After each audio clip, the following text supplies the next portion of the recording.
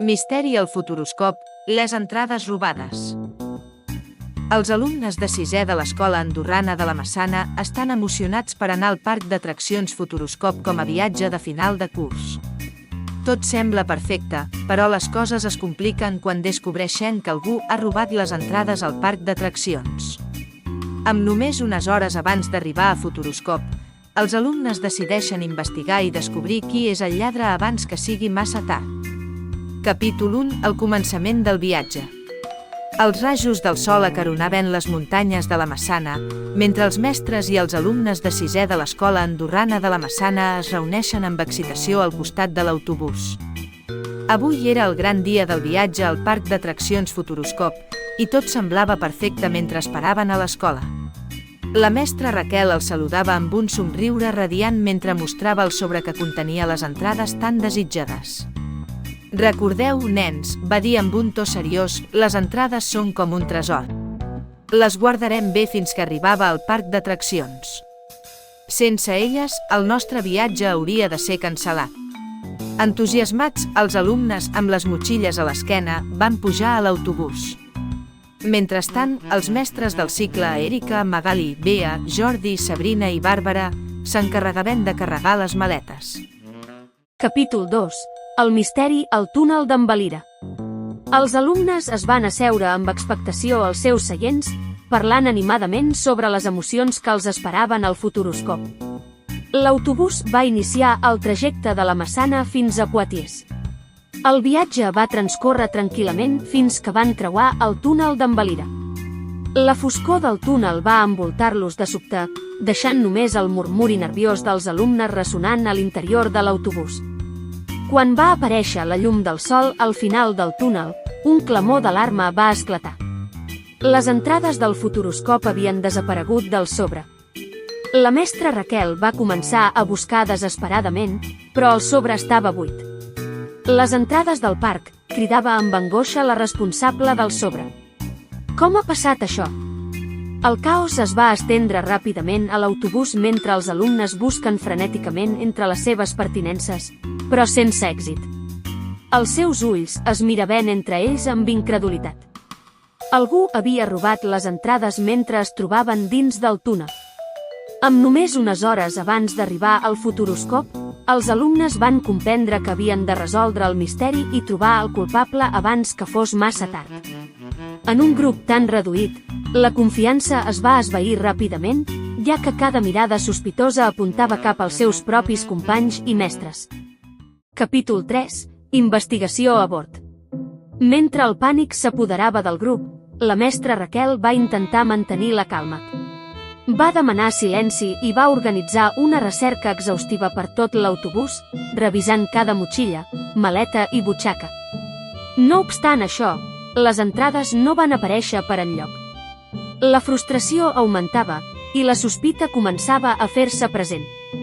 Els alumnes es miraven entre ells amb recel, preguntant-se qui podria haver comès un acte tan baix. La mestra Erika va proposar convertir l'autobús en una escena del crim i convertir a tots els presents en sospitosos. Van començar a interrogar un per un, preguntant sobre els seus moviments durant el trajecte, si havien vist alguna cosa sospitosa o si tenien algun motiu per voler robar les entrades.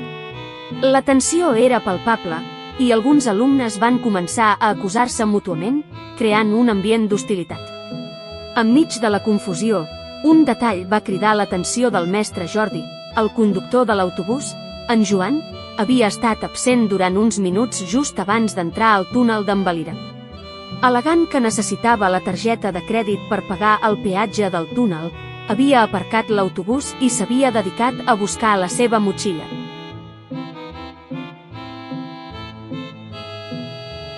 Capítol 4. La xarxa de sospites s'estén. La tensió a l'autobús era palpable.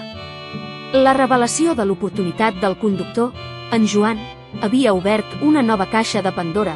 La llista de sospitosos ara incloïa no només els conductors, sinó també els mateixos mestres.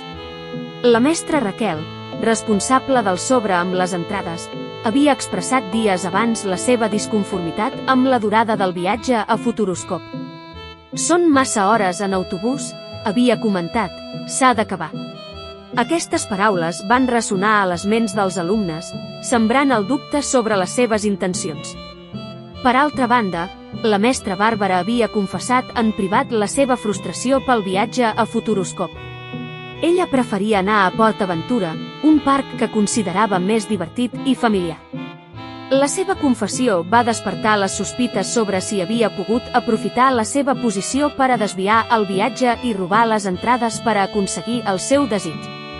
La mestra Bea, coneguda per la seva estricta disciplina, també va ser posada sota sospita. Ella havia expressat la seva desaprovació a la idea d'un viatge de final de curs si els alumnes no havien complert amb totes les seves tasques escolars. Alguns alumnes van interpretar aquestes paraules com un possible motiu per a voler sabotejar el viatge i castigar-los per la seva falta de dedicació. Amb cada nova revelació, la xarxa de sospites s'estenia cada vegada més. Tots els mestres tenien motius personals per a voler robar les entrades. Però han tingut l'oportunitat de fer-ho en algun moment del viatge. L'ambient a l'autobús era cada vegada més incòmode. Els alumnes es miraven entre ells amb recel, dubtant de tothom, fins i tot dels seus propis mestres. La mestra Erika va fer una crida a la calma. Va recordar a tots que no podien acusar ningú sense proves concretes i que el més important era trobar el culpable i recuperar les entrades abans d'arribar a destinació. A mesura que van sabent les hores, la tensió augmentava. Els alumnes estaven cada vegada més impacientats per a saber qui era el culpable i recuperar les seves entrades tan desitjades. Però la veritat, com en tot bon misteri, es trobava amagada en el lloc més inesperat. Capítol 5. Els sospitosos inesperats. La investigació sobre el robatori de les entrades al Futuroscop continuava i la llista de sospitosos s'ampliava. A més dels mestres, 3 alumnes van ser posats sota la lupa per motius que van generar dubtes sobre les seves intencions. Martí, alumne de la classe del Jordi, conegut per la seva afició als videojocs, Martí havia expressat la seva decepció pel viatge a Futuroscop.